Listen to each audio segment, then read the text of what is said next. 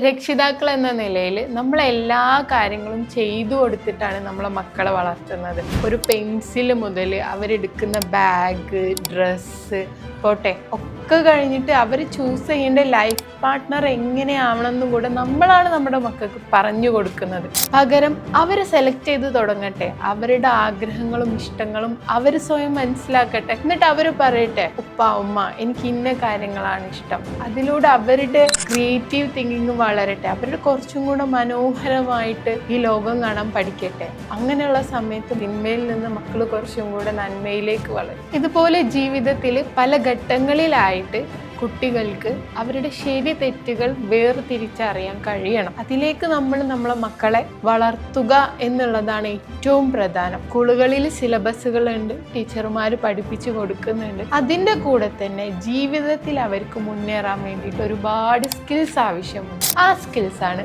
നമ്മൾ ISQ mind school കുട്ടികൾക്ക് കൊടുക്കുന്നത്.